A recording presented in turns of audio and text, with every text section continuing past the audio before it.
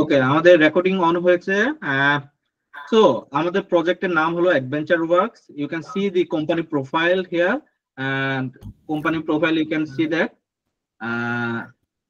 the Adventure Work is a large multinational manufacturing company that produces and distributes bicycle parts and accessories for commercial markets in North America, Europe, and Asia. The company employs 500 workers. Additionally, Adventure Works employs several regional sales teams throughout its market base. Your project is to create a tabular model for sales and marketing users to analyze internet sales data in the Adventure Works database. ঠিক আছে? So এই যে এখানে Adventure Works DW database, এটার মানেটা হচ্ছে যে এই যে এই ফাইলটা আর সেলস এর ভিতরে যে ফাইলগুলো আছে, দিস ফাইলস, ঠিক আছে? আর ইমেজেস যে ফাইলটা আছে, যে ফোল্ডারটা আছে, এটার ভিতরে কি আছে? এই তিনটা হলো যে কি, যেগুলো এখন মাত্র আপনাদেরকে ইয়া করলাম, হাইলাইট করলাম। এই তিনটা হলো যে লোগো, কোম্পানি লোগো, যে কোনো একটা লোগো আপনারা ইউজ করতে পারেন। আর these are the actually buttons. These will be works as a button in future in our project. ঠিক আছে? কমপ্লিট আপনাদের প্রজেক্টটা সম্পর্কে ক্লিয়ার আপনাদের? সো এই অ্যাডভেঞ্চার প্রজেক্ট যেটা, এটা কেন পড়াচ্ছি, এটার একটা কারণ হলো যে আপনারা সবাই জানেন কিনা যে মাইক্রোসফট পাওয়ার বিআই এর সার্টিফিকেশন এক্সাম আছে। কেউ কি জানেন এটা বিষয়ে? সার্টিফিকেশন কোডের নাম হলো যে PL300, মাইক্রোসফট PL300, মাইক্রোসফট পাওয়ার বিআই সার্টিফিকেশন। সো এই পরীক্ষাটা যখন নেওয়া হয়, এই পরীক্ষার জন্য যে প্র্যাকটিসটা করা হয়, এই প্র্যাকটিসটা হলো যে অ্যাডভেঞ্চার ওয়ার্কস এর উপর প্র্যাকটিসটা। সো আমি যখন এই অ্যাডভেঞ্চার ওয়ার্কসটা করাবো, as well as you can also prepare yourself as a for this exam, Microsoft PL300 exam. Okay, তো আমরা একটা ফাইল খুলবো, পাওয়ার বিআই ফাইল। তো আমি মাইক্রোসফট পাওয়ার বিআই অন করছি।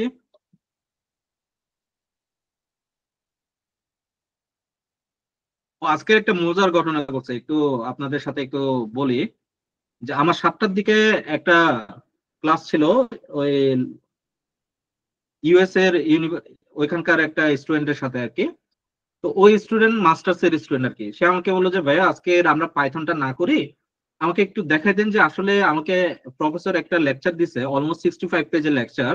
তো professor told me that please go through each slides and what you learn from the slides explain me tomorrow, এভাবে ওনাকে ইনস্ট্রাক্ট করছে, ঠিক আছে? তো সে বলতেছে আমি তো কিছুই জানি না, আসলে কি বলবে সে, মানে। তো আমি যখন দেখলাম প্রত্যেকটা স্লাইড খুবই খুবই ইনফরমেশন ভরপুর।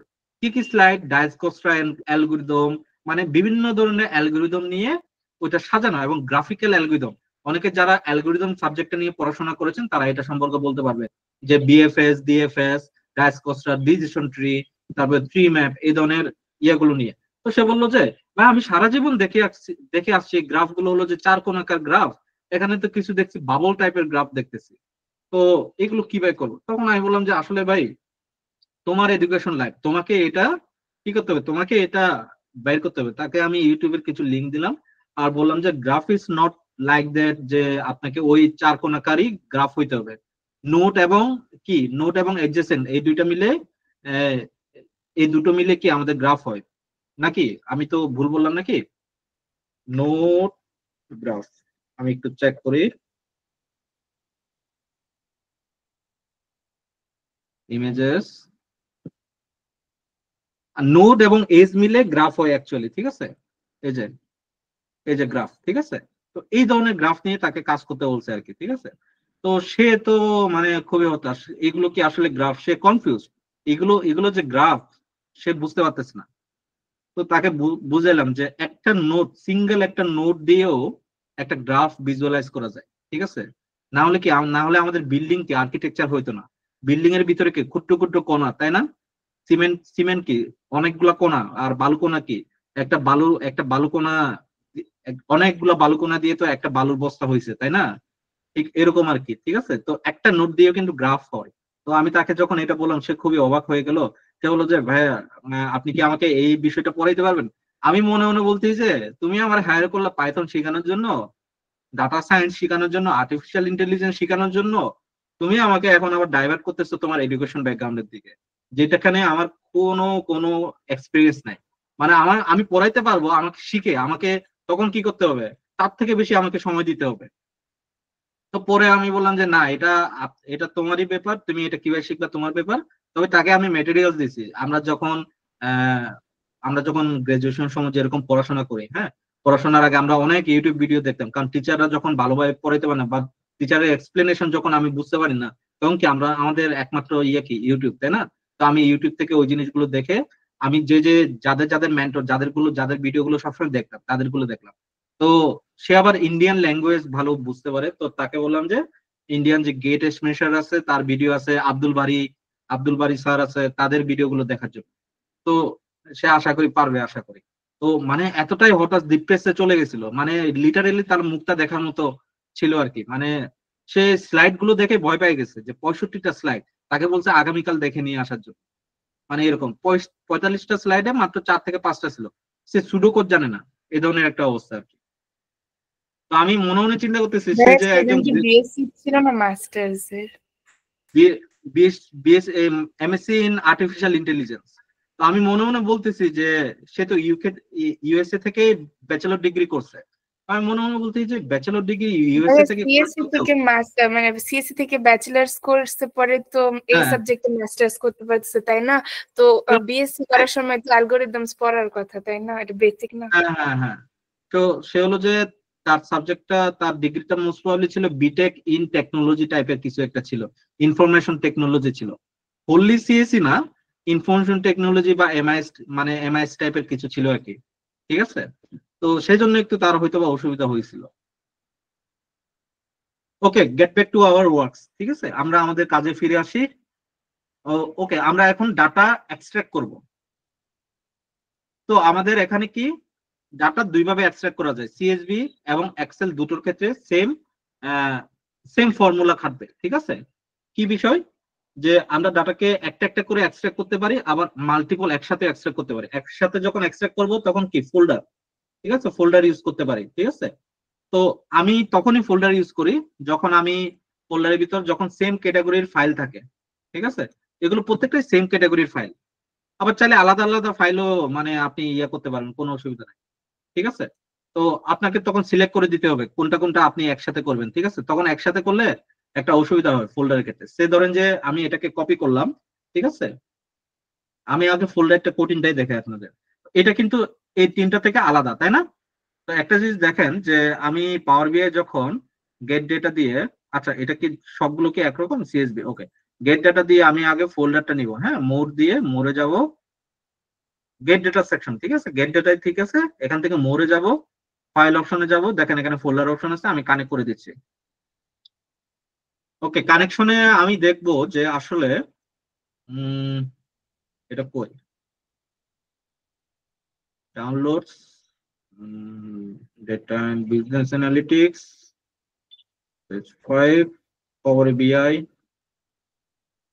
অ্যাডভেঞ্চার ওয়াজ, সেলস ডেটা। ঠিক আছে, আমি যখন এটাকে ক্লিক করলাম, ওকে দিলাম,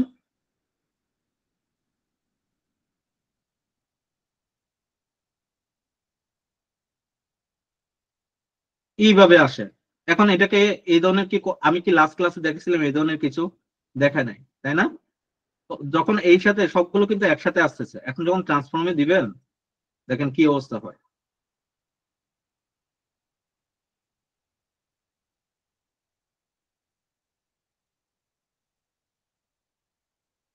দেখেন এই ধরনের আসছে। সে মনে করতেছে কি এই যে চারোটা ফাইল একরকম। ঠিক আছে, অ্যাকচুয়ালি চারোটা ফাইল কিন্তু একরকম না। তো যখন ডিফারেন্ট ডিফারেন্ট কি বলে, কি বলবো যে যখন ডিফারেন্ট, এটাকে আগে ডিলিট করে দিই। ওকে, এটাকে ক্রস করি, ডিসকাস চেঞ্জেস। ওকে, যখন ডিফারেন্ট টাইপস অফ ডেটা থাকবে যেটা একরকম না, তখন আমরা একটা একটা করে ফাইলগুলো কি করব, আপলোড করব। ঠিক আছে, ওয়ান বাই ওয়ান, রিকমেন্ডেড এটা। ঠিক আছে, ওয়ান বাই ওয়ান একটা একটা করে। আর যখন একরকম থাকবে তখন একসাথে করব। তাহলে সবার আগে আমরা একটা একটা করে ফাইলগুলো আপলোড করি। আরেকটা জিনিস, আপলোড করার পরে আমি আপনাদেরকে একটু জিজ্ঞেস করব, ডাটা অ্যানালাইসিসের জন্য প্রথম যে ক্রাইটেরিয়া, যে ভিজুয়ালাইজেশন আগের, ওইটা কি বলেন তো দেখি, খুব জেনারেল, কোনো কিছু কঠিন ভাবে ভাবার কিছু নাই।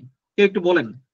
আমি data cleaning, data cleaning, data cleaning, exactly Amitabh Haldar ভাই, exactly to the point. So data ক্লিনিংটা কেন এত ইম্পর্টেন্ট একটু ভাই অমিতাভ হালদার ভাই একটু যদি এক্সপ্লেন করেন। দাদা ডাটা যদি ক্লিন না করি, দেখা গেছে একটার ভিতরে আমার ভ্যালু থাকার কথা টাকায় বা হচ্ছিল নিউমেরিক ভ্যালু থাকার কথা, সেক্ষেত্রে চলে আসছে কোনো ধরনের হচ্ছিল ওয়ার্ড বা আপনার স্ট্রিং চলে আসছে। তো আমি তো রাইট ডেটাটা পাবো না। তো আবার আমাকে ডাটা মিসিংও তো থাকতে পারে, তাই মিসিংও না? থাকতে পারে, রাইট। হ্যাঁ, ওকে। আবার ডাটা ম্যানিপুলেট অবস্থায় থাকতে পারে, ঠিক আছে? তো এক্স্যাক্টলি, তো ভিজুয়ালাইজেশন ইটস ইম্পর্টেন্ট, বাট ভিজুয়ালাইজেশনটাতে আমি যদি যেতে চাই তাহলে আমাকে ডাটা ক্লিনসিং হয়ে যেতে হবে, ঠিক আছে? তো যারা মনে করেন যে পাওয়ার বিআইটা অনেক সোজা, হ্যাঁ, আমি জাস্ট ভিজুয়ালাইজ করে গো থ্রু করব, ইটস নট ইজি, ঠিক আছে? So it is also as like Python, ঠিক আছে? পাইথনে আমরা যে কাজগুলো করে আসছি এগুলো কোডিং এর মাধ্যমে করছি। এখানে আমাদের একটু কোডিং একটু কমে যাবে। এখানে কিন্তু কোডিং আছে, বাট কোডিং একটু হলেও কমে যাবে, ঠিক আছে? কমে গিয়ে আমাদেরকে একটু ফাংশনালিটি রিলেটেড কাজ করতে হবে, ঠিক আছে? তো আমাদের এখানে ডাটা ক্লিনসিংটা খুবই খুবই ইম্পর্টেন্ট। ডাটা ক্লিন যদি না থাকে আপনি কাজই করতে পারবেন না, সোজা কথা পাওয়ার বিআই। তো ভিজুয়ালাইজ তো আমি সে আগের কথায় ক্লাস 9-10 একজন বাচ্চাকে যদি আমি শিখাইও দিই, সেও ভিজুয়ালাইজ করতে পারবে, ঠিক আছে? তাকে যদি আমি বলি এই যে এটা ওইখান থেকে ক্লিক করে ভিজুয়ালাইজটা এখানে ড্রাগ এন্ড ড্রপ করে নিয়ে আসো, সে কিন্তু পারবে, ঠিক আছে? একবার দুইবার করার পর সে নিজে বুঝতে পারবে কি করতে হবে, তো তাকে আর শিখাইতে হবে না। বাট ডাটা ক্লিনসিংটা যে কেউ পারবে না, সেটার জন্যই অ্যাকচুয়ালি ডাটা এক্সপার্টিস লাগে, সেজন্য আপনারা শিখতে আসছেন। আপনারা এখানে কিন্তু শুধুমাত্র ভিজুয়ালাইজ কত সুন্দরভাবে ভিজুয়ালাইজ করা যায় এটা শেখার জন্য আসে নাই। আপনারা শিখতে আসছেন কিভাবে স্ট্রাগল করতে হয়, ওই স্ট্রাগল থেকে কিভাবে আমি উতরাইতে পারি, কিভাবে বাধা বিপত্তি গুলো উতরাইতে পারি, কত ধরনের বাধা বিপত্তি আছে এগুলো। এখন এখানে একটা বিষয় আছে যে আমি আপনাদেরকে হয়তো বা একটা দুইটা প্রজেক্ট করাবো, ওই প্রজেক্টটা হয়তো সবগুলো বাধা আমি দেখাইতে পারবো না, তাই না? লাইফে তো অনেক ধরনের বাধা আছে, ঠিক আছে? আপনি ক্লাস 1 2 3 আপনার মনে হইতো কি, আমি তখন আমার মনে হইতো যত ক্লাসের উপরে উঠতেছি তত বই বাড়তেছে। ক্লাস 3 পর্যন্ত 3টা করে বই ছিল না, 3টা করে বাংলা ইংলিশ অঙ্ক, আর ক্লাস 4-এ উঠার পর 6টা বই হয়ে গেছিল ওই সময়। এখন তো মোস্ট প্রবলি 8টা 9টা বই। হ্যাঁ, তখনই ভয় পেয়ে গেছিলাম যে 6টা বই পড়তে হবে আমাকে। তো যখনই আমি ভয় পেয়ে গেছি না, তখনই আমার রেজাল্ট ড্রপ করা শুরু করছে, বুঝতে পারছেন? আমি ক্লাস 3 পর্যন্ত আমি কিন্তু রোল 2 বা 3-এর ভিতরে ছিলাম আর কি, ঠিক আছে? আমি কখনো এক হইতে পারি নাই, আমি এটা মিথ্যা কথা বলবো না, আমি কখনো এক হইতে পারি নাই। আমি 2 বা 3, আমি ম্যাক্সিমাম টাইমে 3 থাকতাম, মানে স্টেবল থাকতাম আর কি একটা রোলে। তো যখনই আমি ক্লাস 4-এ উঠে যখন বইগুলো দেখে আমি ভয় পেয়ে গেছি আসলে, তখনই আসলে আমার রেজাল্ট ড্রপ করা শুরু করছে। But at the end time যখন আমি বুঝতে পারছি যে আসলে না, ক্লাস 4-এর পরে ক্লাস 5-এ আমাকে সেই 6টা বই পড়তে হবে, জাস্ট চেঞ্জ হবে ম্যাটেরিয়ালস, তো তখন একটু আমার একটু সাহস পেলাম। তো ক্লাস 4 থেকে আমি যখন ক্লাস 4-এ তো আমি ক্লাস 3 থেকে যখন পাস করে আমার রোল তখনও 3 ছিল ক্লাস 4-এ। যখন ক্লাস 5-এ উঠি তখন আমার রোল ছিল কত, আমার বুঝতে একটু লেট হয়ে গেছিল সবকিছু। আমার রোল হয়ে গেছিল 26 নাকি 35 হয়ে গেছিল রোল। তো পরে ক্লাস 5 থেকে যখন আমি ওই সময় প্রথম ওই সময় সমাপনী পরীক্ষা শুরু করছিল, আমরাই ওই সময় ফার্স্ট বেচ ছিলাম সমাপনী পরীক্ষার আর কি। হ্যাঁ, জিপিএ গ্রেডিং সিস্টেম শুরু করছিল আর কি। তো আমি ওই সময় মনে হয় ক্লাস 5-এ মনে হয় আমি এ পাইছিলাম। তো এ যখন পাইছি, যখন সবাই খুশি হয়েছে, তখন আমার কাছে একটু কনফিডেন্সটা আসছে। আবার ক্লাস 6-এ উঠার পর প্রথমেই আমাদের কোর্সে কি, আমাদেরকে দিয়ে এই সরকার শুরু করে দিছে, এই টেস্ট শুরু করে দিছে, কি সৃজনশীল চলে আসবে। তো অঙ্কের সৃজনশীল নিয়ে আসছে, তখন প্রচুর আন্দোলন হয়েছিল, তাই না? তো পরবর্তীতে আস্তে আস্তে কিন্তু আমরা রিক্যাপ করতে পারছি ওই বিষয়গুলো থেকে। তো আমরা কিভাবে রিক্যাপ করছি, আমরা তো বাধাগুলো পাইছি, তাই না? ওই বাধাগুলো অতিক্রম করছি। তো আপনাদেরও এখানে অনেকগুলো বাধা পাবেন। তো এক একটা সময় এক এক রকম বাধা, যেমন কি আমি বললাম যে ক্লাস 5-এ উঠে একরকম বাধা পাইলাম, ক্লাস 6-এ উঠে সৃজনশীলতার একটা বাধা পাইলাম। বাট আমরা তো বাধাগুলো অতিক্রম করে আসছি না। আবার ক্লাস 9-10-এ উঠে অন্যরকম একটা বাধা। তারপরে আবার এই আমরা যখন গ্রাজুয়েশন কমপ্লিট করি তখন আরেকটা বাধা, যে চাকরি, তাই না? তো আমরা অনেক ধরনের বাধা পাবো, বাট সব বাধা যে একজন আমি যে সবগুলো যে বাধা শিখাই দিতে পারবো পাওয়ার বিয়ে, এটা একদমই ধারণা ভুল। হ্যাঁ, আমি চেষ্টা করব সর্বোচ্চটুকু আপনাদেরকে শেখানোর, যত ধরনের বাধা আছে সবগুলো শেখানোর। বাট আমার কাছ থেকেও কিছু হয়তো বা মিসিং হয়ে যেতে পারে, কোনটা আমি হয়তো শিখাইতে পারবো না, কোনটা হয়তো বা স্কিপ হয়ে যেতে পারে, প্রজেক্টে হয়তো ওটা নাও লাগতে পারে, ঠিক আছে? তো ওই ধরনের ইয়াতে আপনারা কি করবেন, আমি আপনাদেরকে পাইথনে যেভাবে আপনার নিজেরা নিজেরা শিখছেন না, পাইথনে ওই যে চ্যাট জিপিটি ইউজ করে ইউজ করে, অনেকে কিন্তু চ্যাট জিপিটি ইউজ করে তাদের পাইথনের কাজগুলো প্রোডাক্টিভিটি বাড়াইছেন না আপনারা? যেমন এই যে আমি অ্যাসাইনমেন্ট 2 দিছি, এখানে কি এমন এমন কেউ কি আছে যে চ্যাট জিপিটি ইউজ না করে পুরোটা হয়ে গেছে? এরকম কি কেউ আছে? যদি সে থেকে থাকে তাহলে সে লিজেন্ড বলবো, ঠিক আছে? মানে সে খুব দ্রুততার সাথে কি বলে অ্যাডপ্ট করতে পারতেছে আর কি, হ্যাঁ, আমার কথাগুলো। বাট এখানে অনেকেই আছেন যারা চ্যাট জিপিটি ইউজ করবেন বা চ্যাট জিপিটি ইউজ করে প্রোডাক্টিভিটি বাড়াবেন। তো পাওয়ার বিআই অনেক কিছু আছে, আপনি চ্যাট জিপিটি কে ইউজ করতে পারেন, ঠিক আছে, এজ এ টুল হিসেবে productivity, to increase your productivity, ঠিক আছে? তো এটাই আমার বলার যে আমি চেষ্টা করবো আমার দিক থেকে সবকিছু, তারপরে অনেক কিছু থেকে যাবে, অনেক কিছু আমি শিখাইতে পারবো না, বাট ওইগুলো আপনারা ইউটিউবেও পাবেন, আবার ইয়াতেও পাবেন, ছোট ছোট করে ওই যে রিলস বানায় না, ওই রিলস অবস্থায় পাবেন। তো ওইগুলোতে আশা করি আপনাদের অসুবিধা হবে না, ঠিক আছে? এটার জন্য আমি আগে ধরে আপনাদের কাছে মাপ চেয়ে নিচ্ছি। বাট আমার এখানে আশা করি 2 থেকে 3টা প্রজেক্ট আশা করি আমরা পাওয়ার বিআই এর মাধ্যমে আমরা তৈরি করবো, ঠিক আছে? ওকে, আমরা তাহলে ইম্পোর্ট করি একটা একটা করে। এক্সেল ওয়ার্ক, তাই না? এক্সেল না, সিএসবি।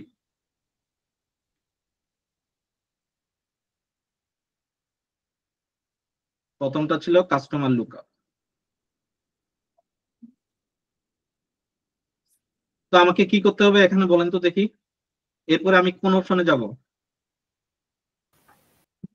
Transform data. ট্রান্সফর্ম ডাটায় যাব। জি,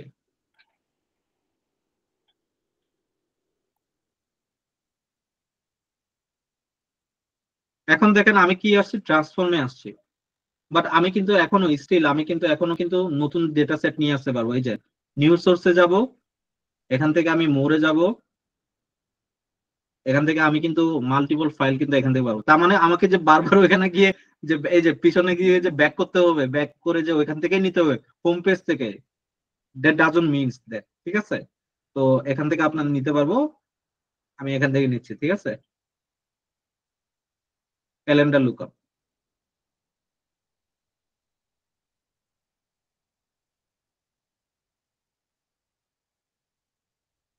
এখানে শুধুমাত্র ওকে আসছে কি জন্য বলেন তো দেখি?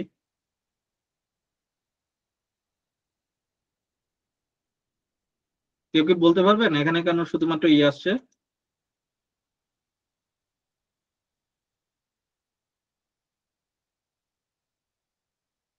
আমি এটা কই থেকে নিছি অ্যাডভেঞ্চার ওয়ার্কসটা? আচ্ছা, আমি এটা একটু ডিলিট করে দিই, দাঁড়ান। এটাকে আমি মনে হয় ঠিক জায়গা থেকে নিই নাই। সিএসবি, এখান থেকে নিত পাওয়ার BI, adventure works, calendar lookup. আমি বলতে চাচ্ছিলাম যে এখানে কেন ওকে আসছে শুধুমাত্র, এখানে তো লোড ট্রান্সফর্মে এরকম আসার কথা। কেউ কি বলতে পারবেন কেন? দাদা এখানে মনে হয় এই ডাটা ছাড়া অন্য কোনো ডেটা নাই। না, এক্স্যাক্টলি তা না। আমরা এখন কোন মুডে আছি? ট্রান্সফরমেশন মুডে না? ট্রান্সফর্ম মুডে আছি না? এখন ট্রান্সফর্ম মুডে তো আমরা নিউ সোর্স থেকে আমরা ফাইলটা নিচ্ছি, তার মানে সে কি একটা নির্দিষ্ট একটা বাউন্ডারি ভিতরে আছে, তাই না? তো আমি ফাইলটা যেটা নিয়ে আসবো এটা কি ট্রান্সফর্ম মোডে অটোমেটিক্যালি কনভার্ট হয়ে যাবে না? বুঝতে পারছেন বিষয়টা? সেজন্য তো আপনি ধরেন যে একটা রুমে আছেন, মানে আপনার জন্য আপনি ধরেন যে এদিকে যান শুধুমাত্র একটাই রুম পাবেন। তো আপনাকে যদি ওই রুমে ঢুকানো হয় তাহলে কি আপনি ওই রুমের অংশীদার না? তো আরেকজন যে আসবে সেও তো ওই রুমে ঢুকবে, তাই না? তো ওই রুমের অংশীদার হবে না সে? বুঝতে পারছেন? তো ধরে নেন যে একটা রুম আছে, রুমের নাম হলো যে ট্রান্সফরমেশন, আর একটা রুম আছে হলো যে লোড। তো লোডে যাইতে গেলে আপনাকে ট্রান্সফরমেশন হয়ে যাইতে হবে। তো আপনি এখন ট্রান্সফরমেশনে আছেন, তো আপনার আরেকজন ফ্রেন্ড লাগবে ট্রান্সফরমেশনে। তো আপনি আরেকজন ফ্রেন্ডকে ডাকলেন, সে কিন্তু কোন রুমে ঢুকতেছে? ট্রান্সফরমেশন রুমে ঢুকতেছে না? তো ট্রান্সফরমেশন রুম থেকে তাকে তো আপনি কল দিচ্ছেন, তাকে কিন্তু আপনি কই থেকে কল দেন না, এই লোড রুম থেকে কল দেন নাই বা আদার্স অন্য রুম থেকে কল দেন না, ট্রান্সফরমেশন রুম থেকে আপনি আপনার ফ্রেন্ডকে খুঁজতেছেন, তাই না? ফোন দিচ্ছেন যে আপনি আসেন, তাই না? তো তাহলে সে কোথায় আসবে? ডিরেক্টলি ট্রান্সফরমেশন রুমেই তো আসবে, তাই না? তো এই জিনিসটাই হচ্ছে, বুঝতে পারছেন? এই যে আমি কোন, এই যে পাওয়ার কোয়েরি এডিটর আর কি, ট্রান্সফরমেশনে যখন আমরা আসতেছি, ট্রান্সফরমেশন মুডে আছে, এটা কি মুড? এটা হলো যে পাওয়ার কোয়েরি এডিটর। আমরা যখন ট্রান্সফর্ম করি, কোনো কিছু ট্রান্সফর্ম করে এডিট করতেছি, এটা এগুলো অ্যাকচুয়ালি এডিট করতেছি পাওয়ার কোয়েরি। এই পাওয়ার কোয়েরিটা কিন্তু আবার এক্সেলেরই একটা অংশ। এক্সেলে কিন্তু আমরা সেম জিনিসই করতে পারি, বুঝতে পারছেন? তো একজন আপু নাকি কে যেন বললো আমাকে গতকালকে, মনে হয় বলতেছিল যে এক্সেলেও তো সেম জিনিসগুলো করা যায়। হ্যাঁ, কিছু নির্দিষ্ট মানে টাইম পর্যন্ত আপনি করতে পারবেন, বাট এরপরে আপগ্রেডেশনের জন্য পাওয়ার বিআই আপনার লাগবে, ঠিক আছে?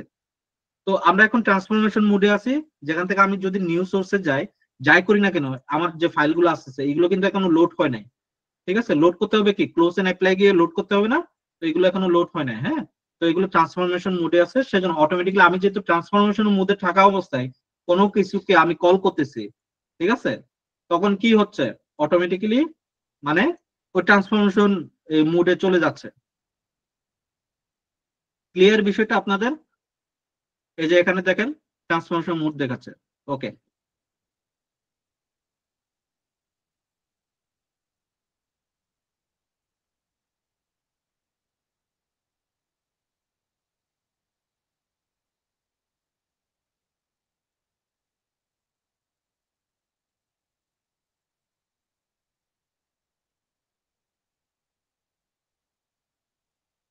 ক্যাটাগরিটা কি নিছি আমি?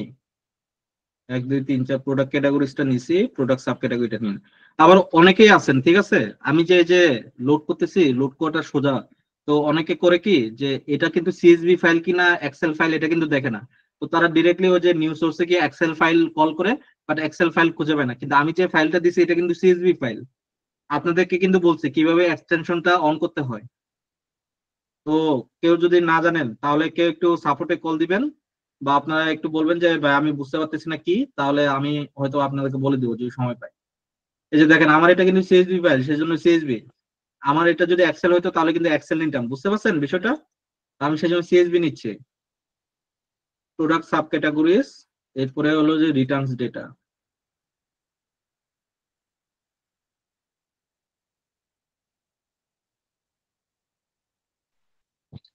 ভাই আমার একটা কোশ্চেন ছিল, এই রিলেটেড হ্যাঁ কোশ্চেন বলেন, না। মানে ভাই বলেন আমি শুনতেছি। জানতে চাচ্ছিলাম ভাই আমাদের এই যে ডেটা অ্যানালাইসিস এর এই কোর্সটা ভাই কোন মাস পর্যন্ত চলবে, মানে এটা একটু জানার ছিল। পাইথনের ক্লাস তো 16টা ক্লাস, তাই না? 16টা ক্লাস শেষ করতে করতে আমাদের কত মাস লাগছে? কেউ কি বলতে পারবেন কত মাস লাগছে? 2 মাস নাকি? নাকি 2 মাসে কম লাগছে ভাই আমাদের? নভেম্বর থেকে শুরু হয়েছে। হাই হাই, নভেম্বর থেকে শুরু হয়ে গেছে না? অলমোস্ট 2.5 মাসের মতো লাগাই ফেললাম নাকি? আচ্ছা, তো পাওয়ার বিআই ক্লাসটা আমাদের 10টা থেকে 12টার মতো ক্লাস লাগবে। তো 10টা থেকে 12টা ক্লাস অ্যারাউন্ড ধরেন যে 1.5 মাসের মতো ধরে নেন। আর এক্সেল আমি হয়তো বা 6 থেকে 7টা ক্লাস নিব। তো ওইখানে ধরে নেন যে আবার আপনাদেরকে ছুটি দিব, মাঝখানে মাঝখানে ছুটি থাকবে না? আবার আপনাদের আবার রোজা আসতেছে, রমজান আসতেছে, তাই না, মার্চের দিকে? তো রমজানের টাইমে টাইম শিডিউল চেঞ্জ করতে হবে, অনেক কিছু করতে হবে, তাই না? তো মোটামুটি ধরে নেন যে এই মাস জানুয়ারি, ফেব্রুয়ারি, মার্চ, এপ্রিল, মে মাস পর্যন্ত যেতে পারে এটা। তারপর যারা আরো ফার্দার কাজ করতে চান, যারা ফ্রিল্যান্সিং করতে চান, তাদের জন্য তো আমার সাপোর্ট থাকবে। এবং ফ্রিল্যান্সিং ক্লাস তো শুরু হয়ে যাবে কয়েকদিন পরে, পাওয়ার বিএটা যখন শেষ হয়ে যাবে ফ্রিল্যান্সিং ক্লাস শুরু হয়ে যাবে। তো যারা ফ্রিল্যান্সিং কন্টিনিউ করতে চান সার্টিফিকেট আগে পেয়ে যাবেন। আহ, যারা যারা ভালো রেজাল্ট করবে তারাই সার্টিফিকেট পাবে, ঠিক আছে? সবগুলো প্রজেক্টে প্রেজেন্সি থাকতে হবে, ঠিক আছে, না হলে সে সার্টিফিকেট পাবে না, সোজা কথা। তো ওইখানে হলো যে এই কি বলে যে এই আচ্ছা ভাইয়া, এই অ্যাসাইনমেন্ট পরে যারা জমা দিবে তারা কি কোনো নাম্বার বা হচ্ছে সার্টিফিকেট না, পাবে? কোনো মার্কস কোনো কিছু কাটা হবে না। আমি তো বারবার বলতেছি আপনাদের, নোটিশ দেওয়া আছে, কোনো আচ্ছা, মার্কস কোনো কিছু কাটা হবে না। বাট যে ডেট টাইমটা দেওয়া আছে ডিউ টাইম, ওই ডিউ টাইমের ভিতরে সবকিছু জমা দিতে হবে, ঠিক আছে? আমি না ভাইয়া, ওই অনেকবার ডিউ টাইমটাও আমার কয়েকটা মানে লাস্ট অ্যাসাইনমেন্টে পার হয়ে গেছে এন্ড ভালো হয় নাই বলছিলেন না, তো ডিউ টাইম বলতে কোনটা? আমি আপনাদেরকে লাস্ট নোটিশে কি বলছি? 31 জানুয়ারি, 31 তারিখের ভিতরে আপনাদেরকে সবকিছু জমা দিতে হবে ও আচ্ছা আচ্ছা, পাওয়ার বিআই ওইটা। পাইথন মডিউলে, তাই না?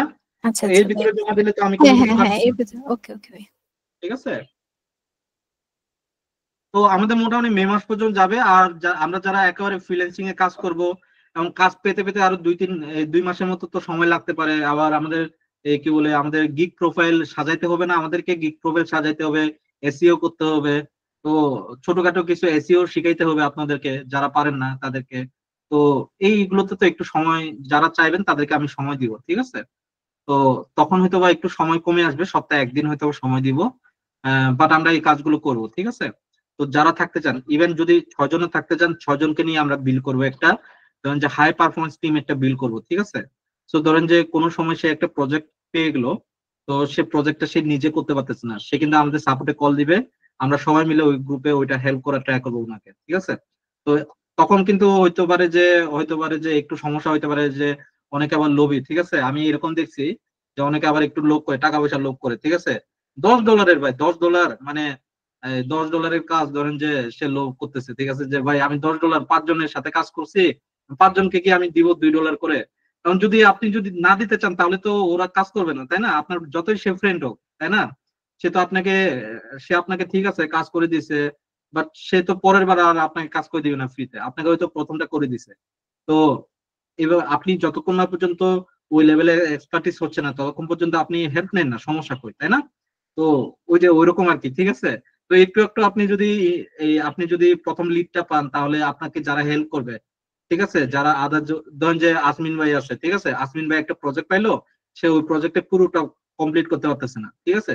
তো সে একজনের হেল্প নিল, ধরেন যে নজরুল ভাইয়ের হেল্প নিল, নজরুল ভাই খুব সুন্দর ভাই করে দিল তাকে। নজরুল ভাই কিন্তু টাকা চাইবে না, ঠিক আছে? তো আজমিন ভাইও কাজটা কমপ্লিট করে ডলার টলার পকেটে ঢুকলো, $20 ঢুকলো, আসমিন ভাই ডলারের কথা তাকে বললো না, ঠিক আছে? পরের বার যখন আসমিন ভাই আবার বিপদে পড়বে, তখন নজরুল ভাইকে বললে নজরুল ভাই কি ওনাকে হেল্প করবে? বলেন, হেল্প করবে না, ঠিক আছে? তো পৃথিবীতে সবকিছু গিভ এন্ড টেক। তো যখনই কাজগুলো করবেন, আহ, ঠিক আছে, সবাই একসাথে কাজ করলেও মানে কিছু হলেও একটু, তাকে যদি $1 দেন না, $2 দেন না টিপস, বুঝতে পারছেন? 280 টাকা দেন না, সমস্যা কই, বুঝতে পারছেন? এটা তো আপনার কোনো যায় আসবে না, তাই না? তো বিষয়টা হলো যে এরকম আর কি। তো আশা করি আপনার বুঝতে পারছেন আমার কথা। ওকে, অ্যাডভেঞ্চার ওয়ার্স টেরিটরি লুকআপ। আচ্ছা, আমাদের মোটামুটি সবগুলো হয়ে গেছে, দেখেন 3 3 6, 3 3 6 7টা, 3 3 6 7টা হয়ে গেছে, ঠিক আছে? এখন আমরা এইগুলো এডিট করি, ঠিক আছে? কি অবস্থায় আছে এগুলো একটু এডিট করি। আমরা নানা ধরনের এডিটিং শিখবো, মানে নানা ধরনের ডাটা ক্লিনসিং শিখবো, কিভাবে কিভাবে ক্লিন করা যায়, ঠিক আছে? তো দেখেন এই অ্যাডভেঞ্চার ওয়ার্কসে সবার আগে তো আমরা ভিউতে যাব, ঠিক আছে? ভিউতে গিয়ে কলাম কোয়ালিটি চেক করব। এখন কলাম কোয়ালিটি কি দেখাচ্ছে? ভ্যালিড 100%, ইরর দেখাচ্ছে না। বাট একটা জিনিস চেক করে দেখবেন, প্রত্যেকটা টেবিলে আপনাদেরকে একদম নিচের দিকে এই যে কলাম প্রোফাইলিং বেসড অন 100 রোজ, 1000 রোজ, এটাকে আপনার নিচেরটা সিলেক্ট করবেন, column profiling based on entire data set দিবেন। বুঝতে পারছেন? Entire data set, clear? দেখেন এখন এখন কি অবস্থা আসছে ডাটার অবস্থা, বুঝতে পারছেন? ক্লিয়ার? সে তখন কি করতেছিল? তখন সে ভ্যালিডিটি চেক করতেছে শুধুমাত্র প্রথম 1000 ডাটা সেটের উপরে, ঠিক আছে? এখন যখন তাকে বললাম যে পুরো এন্টায়ার ডাটা সেটের উপরে আপনি চেক করেন আপনার কত ইরর আছে, কত এমটি আছে, তখন সে চেক করে দেখলো যে না, আমার এখানে এমটি আছে। তো প্রত্যেকটা ডাটা সেটে এইভাবে আপনাকে চেক করতে হবে, ক্লিন করতে হবে। ক্লিয়ার আপনারা বিষয়টা? এই জিনিসটা অনেকে ভুলে যায়, যে column profiling based on entire data set, এটা দিতে ভুলে যায় অনেকে। যখনই কাজ করবেন এটা অবশ্যই দিবেন, কারণ আপনি কখনোই এমন ডাটা সেট পাবেন না যেটা 1000 রো এর ভিতরে থাকবে বা 500 রো এর ভিতরে থাকবে, এরকম খুব কম ডাটা সেট পাবেন। Maximum data set 10,000, 20,000, 30,000, 1 lakh, 2 lakh data সেটও থাকতে পারে। বুঝতে পারছেন বিষয়টা? তো আমরা এখন দেখেন, কেউ কি কিছু বললেন নাকি? আচ্ছা, আমরা এখন আসি। এখন আমরা এখন এখানে দেখেন যে কাস্টম প্রোফাইল কি আসছে, ইরর আসছে। তো আপনাদেরকে একটা জিনিস বললাম, যে একটা জিনিস আরেকটু বলি, যে এটা যারা ডাটাবেজ আছে, আহ, এর আগে আমি পাইথনে বলছি, বাট আপনারা ওইটা হয়তো বা ওইভাবে নেন নাই, ঠিক আছে? পাইথনে আমি ওইভাবে হয়তো বা বলি না, কারণ ওইটা পাইথনে ওইটা কাজে লাগে না। তো এখানে কিছু বিষয় আছে, যে প্রাইমারি কি, ফরেন কি। কেউ কি জানেন what is primary key and what is foreign key? কেউ কি বলতে পারবেন? এখানে কি কেউ টেকনোলজি মানে সিএসসি ডিপার্টমেন্টের স্টুডেন্ট আছে বা ইয়ে আছে যারা অ্যাকচুয়ালি জানেন যে হোয়াট ইজ প্রাইমারি কি বা হোয়াট ইজ ফরেন কি? কেউ কি জানেন? ভাইয়া কোন টেবিলের ইউনিক ডাটা নিয়ে প্রাইমারি কি করা হয়? যেমন আইডি কোনটা আরেকটু বলেন বা ক্লিয়ার কোনো ভাবে। টেবিলের ইউনিক কোন একটা কলাম নিয়ে যেটাতে প্রাইমারি কি করা হয়, যেমন আইডি, রোল। হুম। আর এই আচ্ছা আমি বুঝতে পারছি এক্স্যাক্টলি, ঠিক আছে। আমি আরেকটু সুন্দরভাবে বুঝাই, যারা নন টেকনিক্যাল তাদেরকে বুঝাই। আপনাদের পাসপোর্ট বা এনআইডি তে একটা আইডি থাকে না? থাকে কিনা আমাকে কেউ আনসার দেন, থাকে কিনা এটাতে, পাসপোর্ট বা এনআইডি তে? হ্যাঁ দাদা, থাকে থাকে। ওই এনআইডি নাম্বারটা, ওই এনআইডি নাম্বারটা কি অন্য কারোর সাথে মিলে, বাংলাদেশে কারোর সাথে? না না, মিলে না। তাহলে ওইটা কি, ওইটা একটা ইউনিক না, ইউনিক আইডি না, যেটা আপনার দেওয়া হয়েছে, আপনার জন্য দেওয়া হয়েছে, তাই না? তো আপনি চিন্তা করে দেখেন একটা রোতে প্রাইমারি কি, প্রাইমারি তো চিন্তা করে দেখেন একটা রোতে আপনার এটা হলো যে এনআইডি নাম্বার, এটা হলো যে আপনার মিস্টার আপনি, এটা হলো যে আপনার নাম, এটা হলো যে আপনার ঠিকানা, একটা এনআইডি রো, তাই না? বুঝতে পারছেন বিষয়টা? তো এনআইডি তে তাহলে আপনাকে জাস্টিফাই করবে কিভাবে? আপনি যে বাংলাদেশের সিটিজেন, আপনাকে জাস্টিফাই করবে কিভাবে বা আপনাকে রিকগনাইজ করবে কিভাবে? আপনার এনআইডি নাম্বারটা দিয়ে না? কারণ আপনার নাম তো অনেকেরই থাকতে পারে, একই নাম। যেমন নজরুল ইসলাম ভাইয়ের নাম যদি আমার নাম হয়, সেম নাম যদি হয়, তাহলে কি সে কি আমাকে আইডেন্টিফাই করতে পারবে যদি ওই এনআইডি কার্ডের নাম্বারটা যদি না থাকে? না। বুঝতে পারছেন বিষয়টা? সো প্রাইমারি কি ইজ ভেরি মাচ ইম্পর্টেন্ট, ঠিক আছে? প্রাইমারি কিটা অলওয়েজ কি হইতে হবে, ইউনিক আইডেন্টিফায়ার হইতে হবে, এবং প্রাইমারি কি না থাকাটাই একটা কি উইকনেস। বুঝতে পারছেন বিষয়টা? তো প্রাইমারি কি অবশ্যই থাকতে হবে, দিস ইজ রুলস। এখন চিন্তা করে দেখেন, আপনার একটা পাসপোর্ট আছে, বাংলাদেশি পাসপোর্ট আছে, আপনি বাংলাদেশি পাসপোর্ট নিয়ে আপনি ইউএসএ তে ঘুরতে গেছেন। আপনি ইউএসএ সিটিজেনদের কাছে আপনি কে বলেন তো দেখি? ফরেন। ফরেন না, আপনি ফরেনার। বুঝতে পারছেন? ফরেন তো একটা জাস্ট একটা কোন একটা থিংকে যদি আমি বলি, ঠিক আছে? তো আপনি ওদের কাছে কিন্তু আপনি ফরেনার, তাই না? এখন আপনি ফরেনার হইলেও আপনার কিন্তু ফরেনার আইডি যেটা আছে, ওই আইডিটা কিসের? ওই আইডিটা, ওই পাসপোর্টের আইডিটাই তো ওইখানে ফরেন আইডি হিসেবে ওইখানে রিকগনাইজ হবে, তাই না? তো এই আইডিটা একটা টেবিলের সাথে যদি আরেকটা টেবিলের কানেকশন করা হয়, এই কাস্টমার টেবিলটা হলো যে এই টেবিলের জন্য প্রাইমারি কি।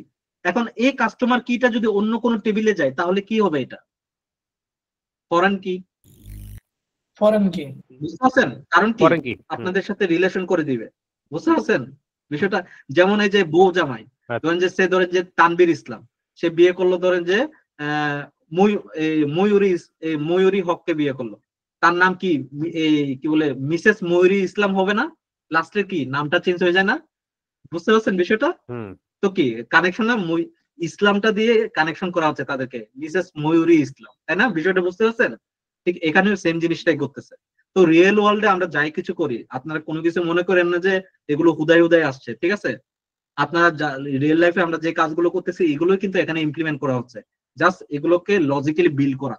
আর আপনারা হয়তো চোখে দেখতেছেন, আমাদের হিউম্যান ব্রেনটা অনেক বেশি সৃষ্টি করতে আমাদেরকে এত বেশি ব্রেন দিছে, এত বেশি ভালো কিছু দিছে যে আমরা খুব দ্রুত চোখের মাধ্যমে বুঝতে পারতেছি, বাট লজিক্যালি যখন আমরা দেখি একটু আমাদেরকে একটু কষ্ট লাগে আর কি। বুঝতে পারছেন?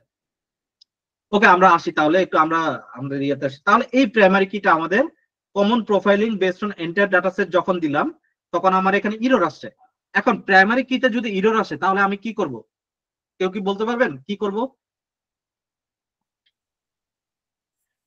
প্রাইমারি কিতে যদি আমার ইরর আসে তাহলে আমি কি করব? ইউনিক করতে হবে ডাটাগুলা। এইটার আমি ইউনিক করব, এবং ইউনিক করতে গেলে তো আমাকে আইডি নাম্বার দিতে হবে, তাই না? এখন ধরুন যে 20,000-এর ভিতরে আমার ধরুন যে 500টা 600টা ইরর আছে, আমি কি ইউনিক করতে পারবো বলেন? ফিল্টার করে করতে হবে আর কি। হ্যাঁ, আমাদেরকে প্রাইমারি কিতে যদি আমরা কোনো কিছু, প্রাইমারি কিটা হলো যে এমন একটা ইউনিক আইডেন্টিফায়ার আইডি, আমরা চাইলে কোনোভাবে এটাকে ইউনিক করতে, আমি চাইলে তো এটাকে ইউনিক করতে পারবো অন্যভাবে। ধরুন যে আমি একটা জাস্ট 9 লিখে দিলাম, এটা 1100 থেকে শুরু হয়েছে, তাই না? 11,000 থেকে শুরু হয়েছে, আমি ধরেন যে 09 লিখে দিলাম, ওটা ইউনিক হয়ে গেল। বাট ওইটা কি জাস্টিফাই করে? ওই প্রাইমারি কিটাকে জাস্টিফাই কিন্তু করে না। বুঝতে পারছেন বিষয়টা? তো সেজন্য আমাদেরকে প্রাইমারি কি যদি আমাদের ইরর আসে, আমরা সাধারণত কি করি? রিমুভ ইররস দিয়ে দিই, ঠিক আছে? এই যে রিমুভ ইররস দিয়ে দিই, ঠিক আছে? রিমুভ ইররস, ইররটাকে সে অটোমেটিক্যালি রিমুভ করে দেয়। এখন আমার কি বলতেছে, ভ্যালিড 99%, এরর আমার 0%, এমটি কত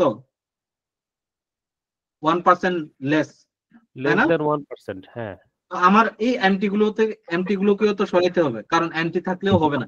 প্রাইমারি কিতে এমটি এরর কিছু থাকা যাবে না, বুঝতে পারছেন? তো আমাদেরকে কি করতে হবে,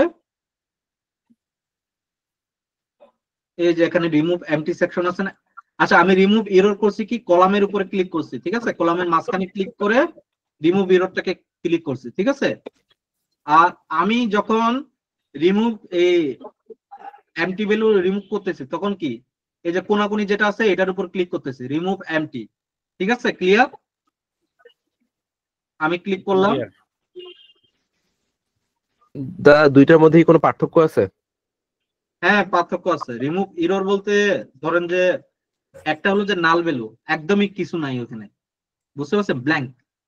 আরেকটা হলো যে মিসেলিনিয়াস নাম্বার থাকতে পারে, ধরেন যে এক্সক্লেমেটরি সাইন যুক্ত নাম্বার থাকতে পারে, বুঝতে পারছেন? সে ধরেন যে আপনারা অনেকে লক্ষ্য করেন নাই, আমরা যখন এক্সেলে যখন ফোন নাম্বারটা লিখি না এক্সেলে, এই যে 0 দিয়ে শুরু করি না এক্সেলের নাম্বারটা, তখন সামনে এই 0টাকে যখন আমরা জবরদস্তি করে এক্সেলে বসাই, তখন কিন্তু সামনে একটা ইয়া চলে আসে, এই যে এই ধরনের একটা সাইন চলে আসে, বুঝতে পারছেন? তো এই ধরনের সাইন গুলো অ্যাকচুয়ালি এইগুলো এরর আর কি, বুঝতে পারছেন? এই ধরনের সাইন বা আর অনেক ধরনের এরর থাকতে পারে, তো সে যেগুলো ডিটেক্ট করে এগুলো রিমুভ করে দেয়। ক্লিয়ার আপনারা? এখন একটা জিনিস দেখেন, প্রাইমারি কিটাকে যখনই আমি ক্লিক করছি বাকিগুলো কিন্তু ঠিক হয়ে গেছে, শুধুমাত্র প্রিফিক্সে আমার এমটি আছে, বাট আর কোথাও কিন্তু এই ধরনের কোনো ইয়া নাই, তাই না? আর কোনো কানে ইয়া নাই। এখন আপনার কিছু বিষয় আছে, সে ধরেন যে এখানে এমটি আছে, কোনটাতে এমটি আছে? প্রিফিক্সে আছে। প্রিফিক্সটা কি মিস্টার মিসেস, তাই না? এখন মিস্টার মিসেসটা প্রিফিক্সে যদি আমার ব্ল্যাঙ্ক থাকে, আমার কি কোনো অসুবিধা আছে? বাকি ডেটার উপরে কি ইফেক্ট করবে? খুব একটা বেশি ইফেক্ট করবে না। তো এখন আপনার ইথিক্যালি আপনাকে চিন্তা করতে হবে যে আমি আসলে এটাকে কি চেঞ্জ করব নাকি চেঞ্জ করব না, বুঝতে পারছেন বিষয়টা? নাকি আপনি একটা একটা করে ধরে ধরে চেঞ্জ করবেন, এটা আপনার উপরে নির্ভর করে। একটা কোশ্চেন ছিল। জি, শুনতেছি, বলেন। প্রাইমারি কিটা ঠিক করার পর বাকি কলামগুলো অটোমেটিক্যালি ঠিক হয়ে গেছে, তো প্রিফিক্স কেন এখনো একটা নাল শো করতেছে? প্রিফিক্সটা এইখানে যে এরর গুলো ছিল, এখানে যে এরর গুলো দেখাচ্ছিল,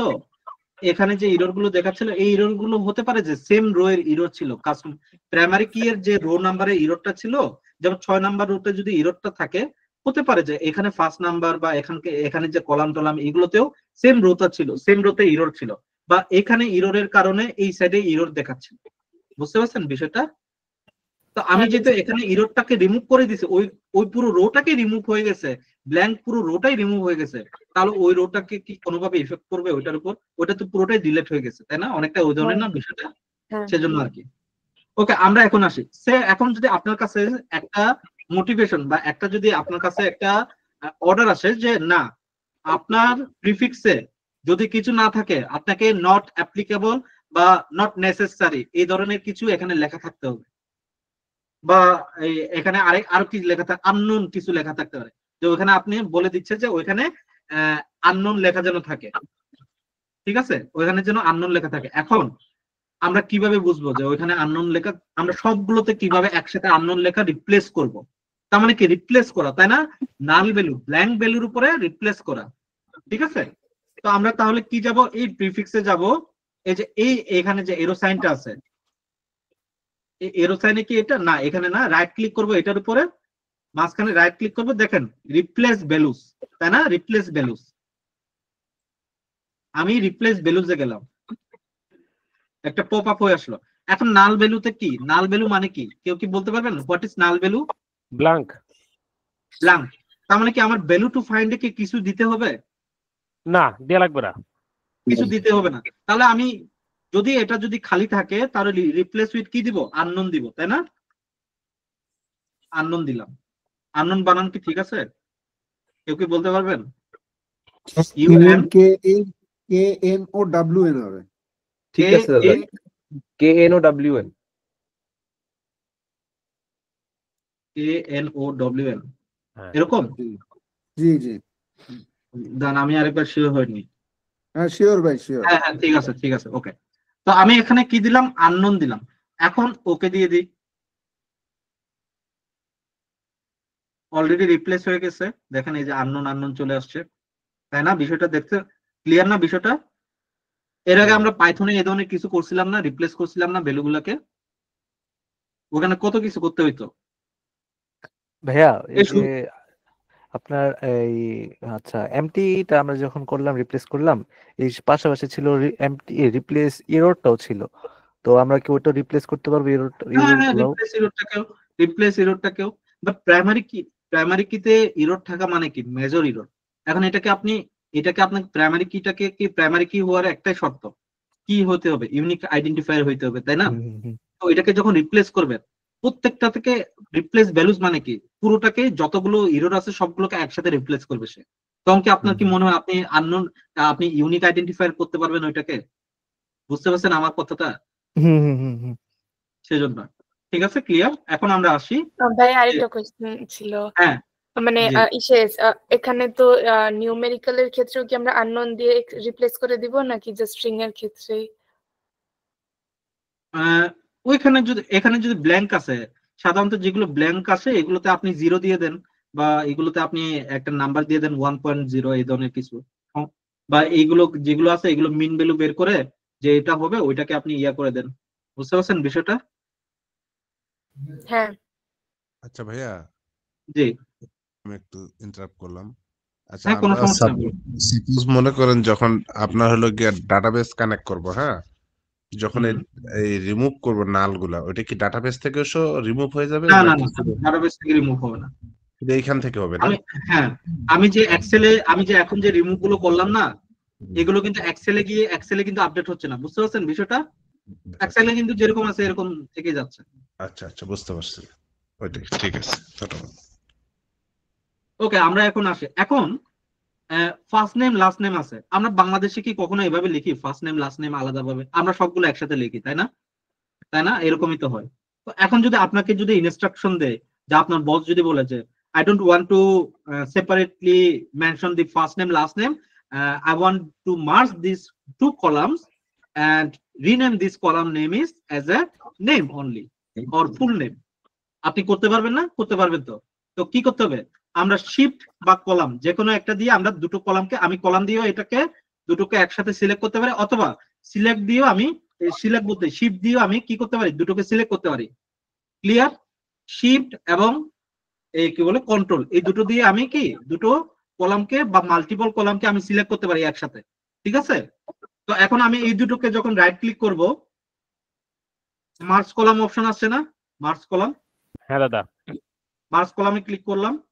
এখন বলতেছে যে সেপারেটর কি হবে, তাহলে এই দুটোর ভিতরে বলতেছে জন এবং ইয়ান, এই দুটোর মাঝখানে সেপারেটর কি হবে? বলেন কি স্পেস হবে। তাহলে সেপারেটর আমি কি দিব তাহলে? স্পেস, এই যে স্পেস, ঠিক আছে, এই যে স্পেস। এখন কলামের নাম কি দিব? Full name. নেম, ঠিক আছে। এখন ওকে দিয়ে দিলাম। নেমটা কই আসছে? এই যে দেখতে পাচ্ছেন নেমটা, এখন এই John Young, Eugene Hwang, Ruben Torres, Christie Zhu, হয়েছে না? এটা এখন আমরা আসি, তারপরে আসি হইলো যে আর কি কি করা যায়। তাদের কি কোন ডেট অফ বার্থ আছে? ডেট অফ বার্থ খুঁজে পাচ্ছি না।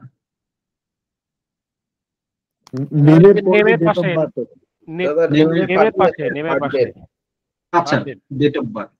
এখন এই ডেট অফ বার্থ থেকে যদি আমি বয়সটা বের করতে চাই, আমি কিভাবে বের করব? আমি কি করব? কুডে থেকে মাইনাস যাবে এটা আর কি। না না না, আপনি চিন্তা করে দেখেন, বার্থ ডেট থেকে আমি এজে নিব। এখন এটাকে কি আমি কনভার্ট করব নাকি ট্রান্সফর্ম করব? কোনটা হবে আমাদের? ট্রান্সফর্ম করব নাকি অন্য কিছু হবে? আমরা যদি কোনো কিছু মডিফাই করি এটা কি হয়? ট্রান্সফরমেশন নিতে হয়, তাই না? বুঝতে পারছেন বিষয়টা? আমরা যাই কিছু করি, যাই কিছু চেঞ্জ করি, এগুলো কিন্তু ট্রান্সফরমেশনেরই একটা অংশ। বুঝতে পারছেন? তো আমি যে বার্থ ডেটটা করতেছি, এটা আমি কি করতেছি, এজে কনভার্ট করতে চাচ্ছি, বা একটা নতুন একটা কলাম ক্রিয়েট করতে চাচ্ছি যেটা হবে এজ, ঠিক আছে, বার্থডেটা থাকবে বা তার সাথেও যেন এজটা থাকে, ঠিক আছে। তো তাহলে কি আমি তাহলে কি অ্যাড কলামে যাব নাকি ট্রান্সফরমেশনে যাব? Add column. অ্যাড কলামে। আমি যদি বার্থডেটা রেখে আরেকটা কলাম নিতে চাচ্ছি যেটা এজ থাকবে, তখন আমি অ্যাড কলামে যাব। আর যদি সরাসরি বার্থডেকেই যদি আমি কনভার্ট করতে চাই, তখন কি করব, ট্রান্সফরমেশন। বুঝতে পারছেন? ক্লিয়ার? এখন আমি অ্যাড কলামে যাব। এখন এই অ্যাড কলামে এই যে ডেট অপশন আছে না, দেখছেন? এখন এই ডেটে এজ অপশন আছে, দেখছেন এজ? এখন এজে ক্লিক করব, নতুন একটা কলাম ক্রিয়েট করে দিছে। এখন কলমটা দেখে আপনাদের কি মাথা ঘুরাইতেছে না? আমারও তো মাথা ঘুরাইতেছে, কি ডাটা এমন তো একটা কলম দিল, উল্টা পাল্টা ডাটা আসছে দাদা। ভাইয়ের উল্টা পাল্টা দিনের ডাটা। হিসাব আসছে। হ্যাঁ, এখন এই দিনের হিসাবটাকে কি আমার ট্রান্সফর্ম করতে হবে না? অবশ্যই ট্রান্সফরমেশন করতে হবে, তাই না? তবে তো এটা কিভাবে করব আমরা? রাইট ক্লিক করব, চেঞ্জ টাইপ, কি দিব টাইপ? বলেন কি দিতে পারি? ডিউরেশন টাইপ দিব না, নাকি ট্রান্সফর্ম? ট্রান্সফর্ম দিব, ট্রান্সফর্ম। ট্রান্সফর্ম কি দিব আমরা? ট্রান্সফর্ম এজটা আমরা কিভাবে দেখি? Total years. ইয়ার্স এখানে Total year তো years, দেখি, yes. তাই না? Total years. এটা ভাই এত ভাবতেছেন, হ্যাঁ? তো টোটাল ইয়ার্স হবে, তাই না? Total years. এখন টোটাল ইয়ার্সটা হয়ে গেল আমাদের 58 বছর সামথিং। এখন আপনার বয়সের দশমিকের পরে কি আপনি কখনো বয়সে কি কখনো দশমিকের পরে কিছু লিখেন? লিখেন না তো, না? তা আমার এই দশমিকের পরের জিনিসগুলোকে কি পরিবর্তন করতে হবে না? হ্যাঁ দাদা করতে হবে। তো আমি কি করব, এখানে যাব, এই যে এটা হলো যে টাইপ, হোল এটা এখন কোন টাইপে আছে? ডেসিমাল টাইপে আছে না? ডেসিমাল। আমাকে হ্যাঁ দাদা। এই যে এগুলো হলো যে টাইপ, বুঝছেন? এই যে সামনে যেগুলো লেখা আছে না, এই যে এগুলো হলো টাইপ। তা আমি সামনে এটা ক্লিক করে কি করব, হোল হোল নাম্বার। নাম্বার দিব, ফোর নাম্বার। ঠিক আছে? হোল নাম্বার হয়ে গেল না? আমার এজটা কি বের হয়ে গেল না? এখন আপনি চাচ্ছেন যে এটা বার্থ ডেটের পাশাপাশি রাখতে, আপনি এটাকে কি করবেন, ড্রাগ এন্ড ড্রপ, বুঝতে পারছেন? এটাকে সামনে নিয়ে যেতে পারবেন। ক্লিয়ার? এই যে এইভাবে, বুঝতে পারছেন কত সোজা না এই জিনিসগুলা? কিন্তু আপনি যখন নিজে করতে যাবেন তখন কিন্তু অবস্থা খারাপ হয়ে যাবে। তো আমাদের কি এজ বের করতে পারলাম। এখন আরেকটা জিনিস, আরো কিছু আমরা শিখতে চাচ্ছি। সে আমি এখন কিছু ক্লাস রেডি করতে চাচ্ছি। ক্লাস কি? ক্লাস হলো যে যাদের এনুয়াল ইনকাম 80,000-এর উপরে, ঠিক আছে, যাদের এনুয়াল ইনকাম ধরেন যে 80,000 না, আমি সে ধরি যে এখানে একটু যাই দেখি, আমি বললাম যে যাদের এনুয়াল ইনকাম ধরেন যে 70,000-এর উপরে, তাদেরকে আমি একটা ক্লাস দিতে চাচ্ছি। তাদেরকে আমি দিতে পারি হাই প্রায়োরিটি ক্লাস দিতে পারি, মানে ওই ধরনের কাস্টমারকে আমি ভিআইপি ট্রিটমেন্ট দিব, ঠিক আছে? তো আমি তাদের জন্য একটা হাই প্রায়োরিটি কাস্টমার রাখবো যারা 70,000-এর উপরে। আর যারা ধরেন যে 40 থেকে 60, তাদেরকে আমি মিডিয়াম রাখতে চাচ্ছি। আর যারা তাদেরকে রেগুলার রাখতে চাচ্ছি, ঠিক আছে? তো আমি এই ধরনের কিছু করতে চাচ্ছি। তাহলে আমি এটা কিভাবে করবো? ঠিক আছে, এটার জন্য আমাকে কি করতে হবে, কন্ডিশন দিতে হবে না? আমরা ইফ এলস কন্ডিশন ইউজ করছি না, এই কি বলে পাইথনে, ঠিক ওই ধরনেরই তো কন্ডিশন দিতে হবে। তো ওই কন্ডিশন গুলো আমাদেরকে এখন প্রোগ্রামিং লিখতে হবে না, প্রোগ্রামিং না লিখে আমরা কন্ডিশন গুলো দিব। তো এই কন্ডিশন গুলো কিভাবে দিব, এই যে দেখেন অ্যাড কলামে কন্ডিশনাল কলাম একটা আছে, ঠিক আছে? কন্ডিশনাল কলামে যাব, দেখেন এটা কলামের নাম কি দিব বলেন? কলামের নাম দিব প্রায়োরিটি, ঠিক আছে? এখন কলাম নেম কোনটা খুঁজবো? কলাম নেম কোনটা হবে এখান থেকে? কোনটা হবে কলাম নেম?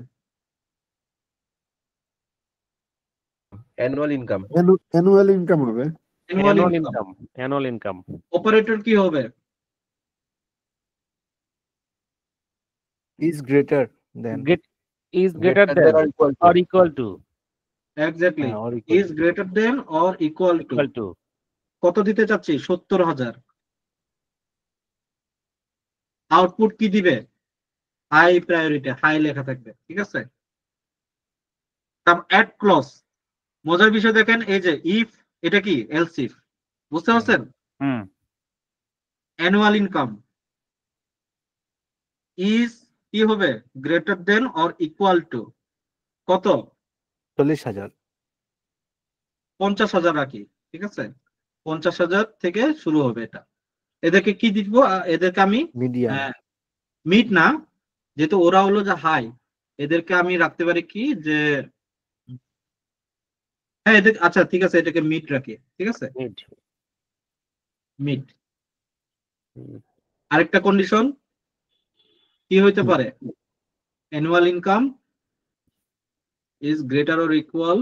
এটা লেস দেন হবে না ভাইয়া? 50,000 এর পরে যেটাই হবে সেটাই।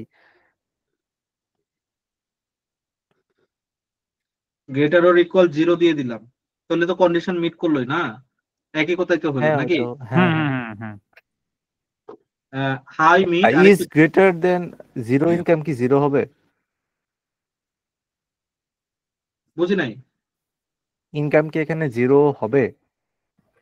আচ্ছা ঠিক আছে তারা বেশি তো আসলে আচ্ছা ঠিক আছে আমি তাহলে ইয়া দিলাম না। আচ্ছা ঠিক আছে, আচ্ছা তাহলে আমি এই ক্লাসটা দিলাম না, তাহলে ঠিক আছে এই ক্লাসটা দিলাম না, ডিলিট দিয়ে দিলাম। তাহলে আমি এলস এর ভিতরে কি লিখবো তাহলে? এলস রেগুলার নাকি? হ্যাঁ ঠিক আছে ঠিক আছে। এটা কি বলতেছে? এন্টার ভ্যালু সিলেক্ট করো। আচ্ছা কিছু করতে হবে না, আমরা একটু ট্রাই করে দেখি আমাদের এটা কি আসলে ক্রিয়েট হয় কিনা। ক্রিয়েট হয়ে গেছে না? এটা দেখেন না, দেখছেন এটা ক্রিয়েট হয়ে গেছে। আমরা এখন চেক করে দেখি, এখানে তিনটাই আছে দেখছেন, হাই মিড রেগুলার, ঠিক আছে? আর কি চেঞ্জ করা যায় এখানে? আর কি মডিফাই করা যেতে পারে এটাতে?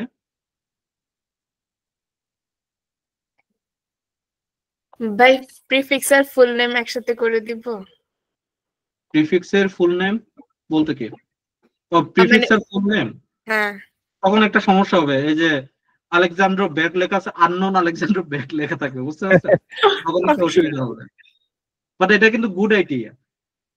এরকম করা যেতে পারতো যে সে ব্ল্যাঙ্ক এই প্রিফিক্সে অনেকগুলো ব্ল্যাঙ্ক ছিল ওই সময়, তাই না? আমরা যখন এগুলোকে অ্যাড করতাম, কোনোটাতে মিস্টার থাকলো, কোনোটাতে মিস্টার বা মিসেস লেখা ছিল না, অসুবিধা নাই তো, তাই না? ওই সময় কিন্তু দেখতে আরো ভালো লাগতো। আপনার আইডিয়াটা কিন্তু সুন্দর, বুঝতে পারছেন? বাট এখন যেহেতু অলরেডি রিপ্লেস করে ফেলছি, তো এটাকে যখন এখন ইয়া করবো তখন আননোন লেখা থাকবে সামনে, তখন একটু অসুবিধা হবে। তখন কি করতে হবে আমাদেরকে বলেন তো দেখি? তখন যে জায়গায় আননোন আছে ওই জায়গাটা কি করতে হবে? রিপ্লেস করতে হবে। যে জায়গায় আমি নাল দিছি ওই জায়গায় আননোন লিখতে হবে, আর যে জায়গায় আননোনটা লিখছিলাম ওই সময় ওই জায়গাটা কি রাখতে হবে? ব্ল্যাঙ্ক রাখতে হবে, বুঝতে পারছেন? ক্লিয়ার বিষয়টা? ওকে জি ভাই। আমরা এখন ডাটা টাইপ গুলো চেক করব, ডাটা টাইপ গুলো ঠিক আছে কিনা। প্রায়োরিটি এটা কি থাকবে? এটা কি এবিসি বা ইয়া এরকম থাকবে? এটা শুধুমাত্র টেক্সট থাকবে, বুঝতে পারছেন? এটা কি আছে? এটা অন্য একটা মুডে আছে, আমাকে এটা টেক্সট মুড করতে হবে ডাটা টাইপ। তো এটা টেক্সট মুডে আছে, এটা টেক্সট মুডে আছে, এটা টেক্সট মুড, এটা ঠিক আছে।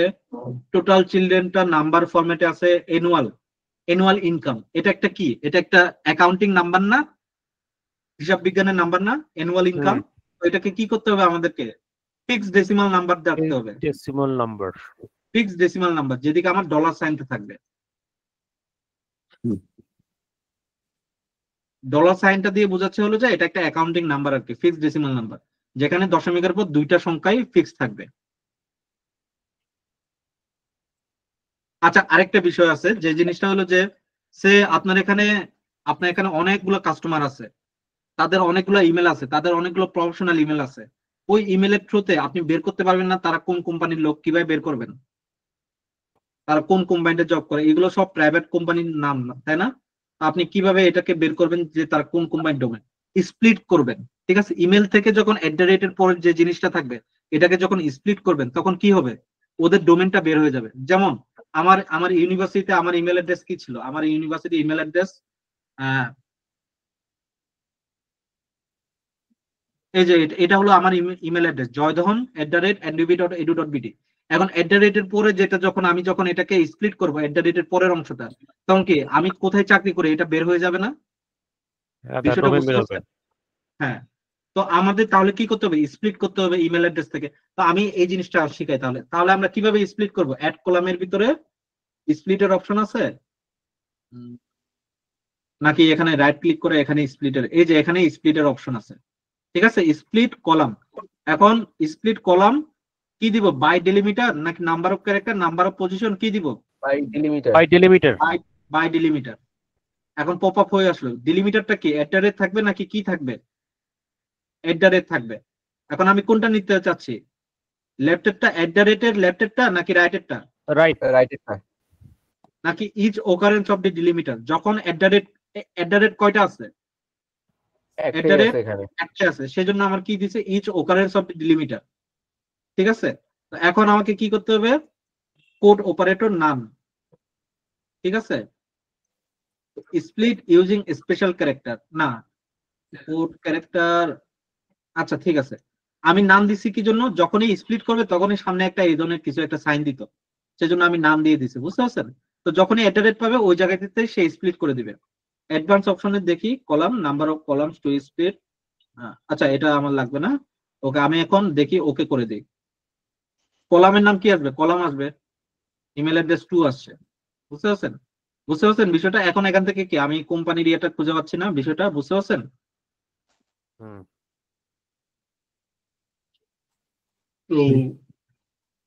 তবে কলাম নেম চেঞ্জ করা যাবে না? হ্যাঁ, কলামে এই যে ডাবল ক্লিক করবেন চেঞ্জ হয়ে যাবে। আচ্ছা, এখানে সে ধরেন যে এখানে দিতে পারি ইমেল অ্যাড্রেস, এখানে ইউজার নেম দিয়ে দিই, ঠিক আছে, ইউজার নেম ইমেল অ্যাড্রেস, ঠিক আছে, ইউজার নেম ইমেল অ্যাড্রেস, আর এটা কি ইমেল ডোমেন ইমেল অ্যাড্রেস, ঠিক আছে, ডোমেন নেম ইমেল অ্যাড্রেস,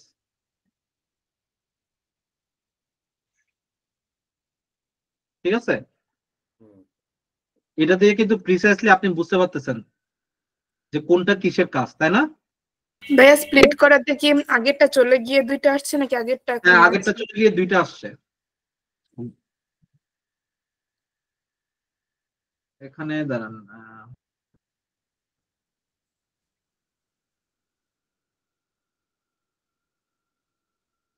হ্যাঁ আগেরটা চলে গিয়ে দুইটা আসছে। ওকে, আচ্ছা আমরা শিখলাম কি ডোমেন নেম কিভাবে ফাইন্ড আউট করা যায়। আচ্ছা ভাই, এখন আমরা একটু আগে যে নামটা জোড়া দিছিলাম, ওইটা তো যদি আবার স্প্লিট করতে যাই তাহলে ওই ওই যে সে ধরেন যে আমি, আচ্ছা আমি ধরেন যে এই নামটাকে স্প্লিট করতে যাচ্ছি, ঠিক আছে, আমি স্প্লিটে গেলাম, তখন কি দিব, আমি কি ডিলিমিটার দিব নাকি নাম্বার অফ ক্যারেক্টার দিব নাকি কি দিব? ক্যারেক্টার ডিলিমিটার দিব, ডিলিমিটার দিব, আবার ডিলিমিটারই দিব। হ্যাঁ, ডিলিমিটার দিলে এই যে স্পেস, স্পেসটাই তো আমার ডিলিমিটার, স্পেসটাই তো আমার ডিলিমিটার, তাই না? স্পেসটা যদি তার যদি 3টা নাম থাকে তখন একটু ইয়ে হবে আর কি, অসুবিধা হবে আর কি, বুঝতে পারছেন? বাট ম্যাক্সিমাম টাইমে কি 2টা নাম। আমি আচ্ছা ঠিক আছে, আমি সে ধরেন যে আমি এটাকে সে ধরেন যে রিপ্লেস করি, দাঁড়ান স্প্লিট করি, ঠিক আছে, আমি সে ধরেন যে আচ্ছা বাই পজিশনটা একটু দেখি তো কি এটা, আচ্ছা না বাই পজিশনটা না, এটা হলো যে স্প্লিট কলাম বাই ডিলিমিটার স্পেস। আচ্ছা এখান থেকে সে ধরেন যে আপনি কোন স্পেসটা নিতে চাচ্ছেন, সে ধরেন যে প্রথমে আপনার জন্য 3টা নাম, ঠিক আছে, সে ধরেন যে যেমন আমার নামটাও 3টা নাম, ঠিক আছে, সে ধরেন যে আরো অন্য নামও আছে, সে ধরেন যে আমি এখানে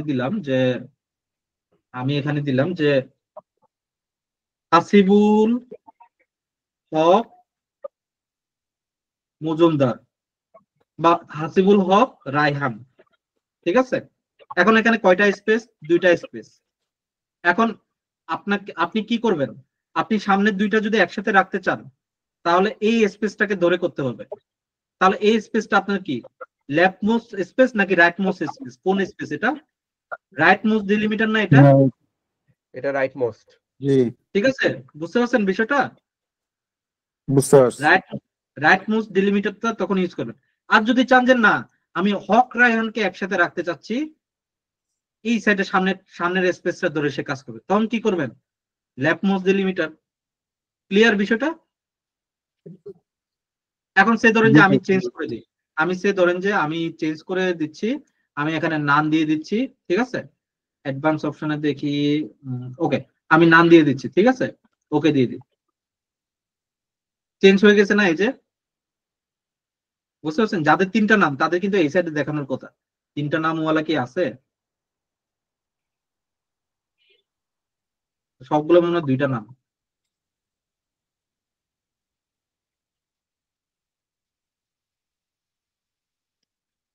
কেউ পাইলে একটু বলেন তো। হ্যাঁ, 3টা নাম নাই। আপনি নিজে একটু প্র্যাকটিস করেন আর কি, এই ধরনের যদি থাকে আর কি। না, এখানে 3টা নাম নাই। তো এই যে আমি এই জিনিসটা করলাম, এখন সে ধরেন যে আপনি একটা ভুল কাজ করে ফেলছেন, ঠিক আছে? আপনি একটা ভুল কাজ করে ফেলছেন, আপনি এটাকে শুধরাইতে চাইবেন না এই ভুল কাজটা, ঠিক আছে? আপনি কি তখন কি আবার এই দুইটাকে মার্জ করবেন? আবার করবেন না। তখন কি করবেন? এই যে এই সাইডে আপনি যতগুলো স্টেপ নিয়ে কাজ করবেন সবগুলো স্টেপ এখানে রেকর্ড হয়ে আছে, বুঝতে পারছেন? তখন কি আমি কি এখানে কি করব? এই যে আমি যে কাজটা করলাম এই কাজটা এই যে এখান থেকে চেঞ্জ টাইপ 4 এটাকে ডিলিট করলে ডিলিট হয়ে যাবে, স্প্লিট করলে স্প্লিট কলাম বাই ডিলিমিটার এটা ডিলিট হয়ে যাবে, বুঝতে পারছেন? ডিলিট হয়ে গেছে না? এই যে আগের অবস্থানে চলে আসছে না? ক্লিয়ার বিষয়টা এখন? ক্লিয়ার দাদা। আমরা প্রফেশনাল লাইফে যখন কাজ করি এই সাইডের স্পেস গুলো এগুলো কিন্তু এইভাবে ছেড়ে রাখি না। এই যে রিনেম কলাম, এটা কোনটা রিনেম করছে আমি কি বুঝতে পারতেছি না। আমরা যখন প্রফেশনাল লাইফে জবের জন্য জবের ক্ষেত্রে কাজ করি আমরা এইগুলোকেও রিনেম করে ফেলি। কিভাবে করি? রাইট ক্লিক করে রিনেম করি, যে আমরা কোন কলামটা রিনেম করছে এটা লিখে দিই এই জায়গায়, কোনটা টাইপটা চেঞ্জ করছে এটা লিখে দিই। আমরা প্রত্যেকটা স্টেপকে আমরা লিখে রাখি, বুঝতে পারছেন? তো এই জায়গায় এই জিনিসটা লিখতেছি না আমি, আপনারা চাইলে ইউজ করতে পারেন এগুলো আর কি। ইভেন ফ্রিল্যান্সিং এও যদি এই ধরনের পাওয়ার বিআই কাজ পান, আপনার এই কাজগুলো আপনি সুন্দরভাবে লিখে স্টেপগুলো লিখে রাখবেন, ঠিক আছে? তো তারাও খুব সুন্দরভাবে বুঝতে পারবে। এখন আরেকটা বিষয়, আমার মোটামুটি এখানে তো আর কোনো কাজ নাই নাকি? বার্থ ডেটটা কি? ডেট ভাইয়া সে জেন্ডার একবার নট অ্যাপ্লিকেবল দেখছিলাম, ওইটার ক্ষেত্রে কি করব? কোথায়? জেন্ডার কলামে নট অ্যাপ্লিকেবল থাকলে নট অ্যাপ্লিকেবল, অ্যাটলিস্ট তো ব্ল্যাঙ্ক নাই, তাই না? ঠিক আছে, তো সমস্যা কি? এখন নট অ্যাপ্লিকেবলটা কি আপনি কি ইয়া দিতে পারেন যে মেল ফিমেল একসাথে করে দিতে পারেন, যে ওইটা কি বলে যে হিজড়াদের ইংলিশ কি, এদেরকে ইংলিশে কি বলে আমি ভুলে গেলাম। ট্রান্সজেন্ডার। ট্রান্সজেন্ডার, আপনি কি ট্রান্সজেন্ডার দিয়ে দিবেন? সে তো ট্রান্সজেন্ডার নাও হইতে পারে। তার প্রেফারেন্স আলাদা হইতে পারে। হ্যাঁ, আপনি বলতে দিতে পারেন যে আননোন বা নট অ্যাপ্লিকেবল দিয়ে দিতে পারেন, ঠিক আছে? ওটাকে রিপ্লেস করে আপনি যেটা যেটা নট অ্যাপ্লিকেবল যেটা আছে এটাকে আননোন রেখে দিলেন, বুঝতে পারছেন? এইগুলো করা যেতে পারে, সমস্যা নেই। আচ্ছা, এখন এইখানে আমার কোনো কাজ নাই। এখন আমার কাজটা হলো যে আমরা যখনই কোন টেবিল নিয়ে কাজ করে থাকি, হ্যাঁ, তো এই টেবিলগুলোর নামগুলো কি আমরা কি করে থাকি? নামগুলো আমরা এরকম রাখি না। এই যে প্রত্যেকবার সামনে অ্যাডভেঞ্চার ওয়ার্কস আছে, আমি বুঝতে পারতেছি যে আমি কোম্পানির অ্যাডভেঞ্চার ওয়ার্কস এর কাজ করতেছি, তা আমার কি সবসময় দেখানো উচিত এই জায়গায়? দরকার আছে? দরকার নাই তো। আমি কি করব? জাস্ট এটা কি কাস্টমার লুকআপ রেখে দিব, বুঝতে পারছেন? আমি পারলে এটাকে যদি আন্ডারস্কোর দিয়ে লিখে রাখি তাহলে আরো বেশি ভালো, আন্ডারস্কোর দিয়ে এইভাবে। তো তারপর থাক, সমস্যা না, এইভাবে থাকলো। আমি এন্টার ক্লিক করে নামটা চেঞ্জ হয়ে গেছে, ঠিক আছে? আপাতত আজকের এইটা দেখাচ্ছি। এটা মোটামুটি এই ডেটটাও চেঞ্জ হয়ে গেছে। ডেটটাতে আমার খুব একটা বেশি ঝামেলা নাই, ডেটটা ডেট ফাংশনে আছে। এটা ক্যালেন্ডার, এই যে এটা আমি চেঞ্জ করে দিচ্ছি, ক্যালেন্ডার লুকআপ নামটা চেঞ্জ করে দিলাম। জাস্ট প্রোডাক্ট লুকআপ, এই প্রোডাক্ট লুকআপটা আমি এখান থেকে অ্যাডভেঞ্চার ওয়ার্কটা উঠাই দিই, ঠিক আছে?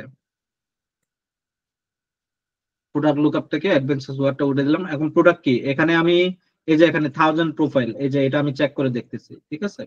কোনো ইরর আছে কিনা? কোনো ইরর নাই, ঠিক আছে? কোনো ইরর নাই এখানে। তো তার মানে আমার এখানে কোনো অসুবিধা নাই। কিন্তু এখানে কোনো কিছু আমাকে চেঞ্জ করতে হবে। যেমন এই প্রোডাক্ট প্রাইসটা দেখছেন দশমিকের পরে কতগুলো সংখ্যা? আমাকে এটা কি কি করতে হবে? এটাকে আমাকে কি ফিক্সড ডেসিমাল নাম্বার করতে হবে। ফিক্সড ডেসিমাল নাম্বারে করতে হবে। রিপ্লেস কারেন্ট, অবশ্যই রিপ্লেস কারেন্ট দিব। চেঞ্জ হয়ে গেল না? তারপরে কি প্রোডাক্ট কস্ট সেম ভাবে আমাকে করতে হবে। ডলার রিপ্লেস কারেন্ট, ঠিক আছে?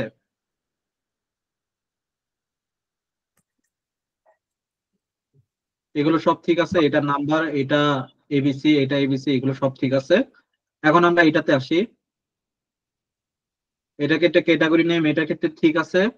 জাস্ট সামনের এটা এই উঠাই দিই, অ্যাডভেঞ্চার ওয়ার্কটা উঠাই দিই, প্রোডাক্ট ক্যাটাগরি লুকআপ হয়ে গেল, এটাকে উঠাই দিয়ে প্রোডাক্ট সাব ক্যাটাগরি এটা ঠিক আছে, এগুলো সব ঠিক আছে। নাম্বার কোন জায়গায় যদি একটু ইয়া লাগে আমাকে জানেন, কারণ আমি তো ওভারহেড করে যাচ্ছি তো,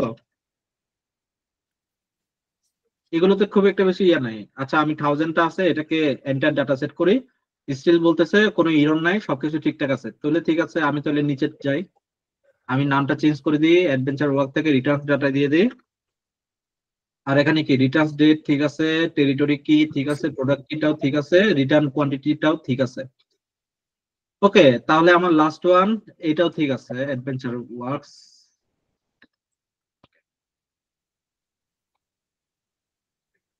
এখন সবগুলো যদি ঠিকঠাক থাকে তাহলে আমাকে কি করতে হবে, ফাইনালি হোমে যাব, এই যে হোমে আসবো, ক্লোজ এন্ড অ্যাপ্লাই দিব।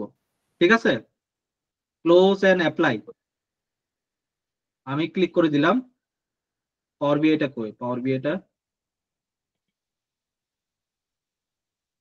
ক্লোজ এন্ড অ্যাপ্লাই দিয়ে কি চলে গেল নাকি? হ্যাঁ, তো আছে, এটা লোড নিচ্ছে। হ্যাঁ, একটু তাকে একটু সময় দিবেন এগুলো লোড নিতে।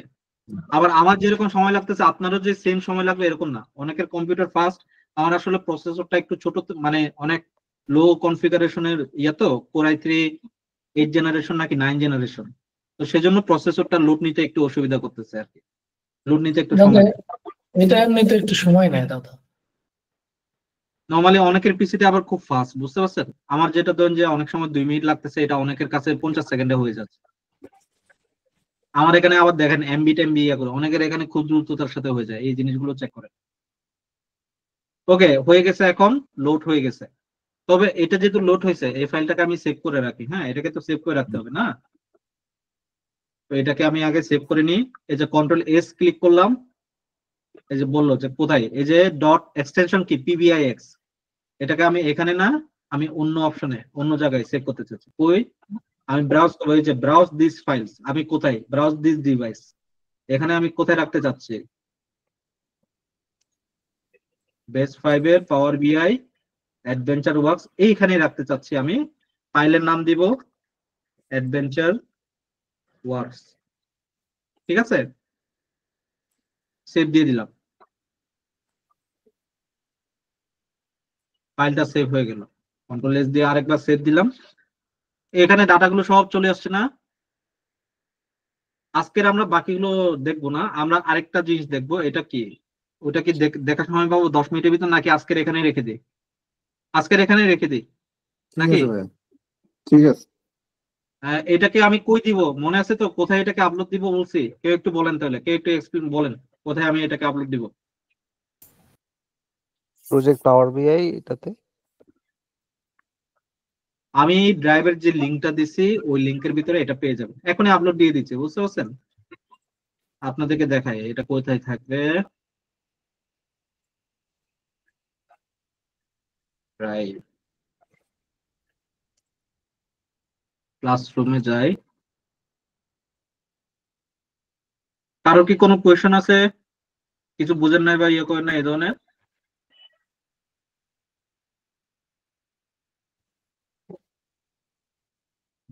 পাওয়ার বিআই মডিউল এই যে এখানে থাকবে। হ্যাঁ, এই লিংকটাতে থাকবে, পাওয়ার বিআই প্রজেক্টস এই লিংকটা থাকবে, আমি এখানে আপলোড করে দিব আর কি। এই যে প্রজেক্ট 1 এ এখানে থাকবে। কি করতেছে, এখানে আপলোড করে দিব, নিউ ফাইল আপলোড।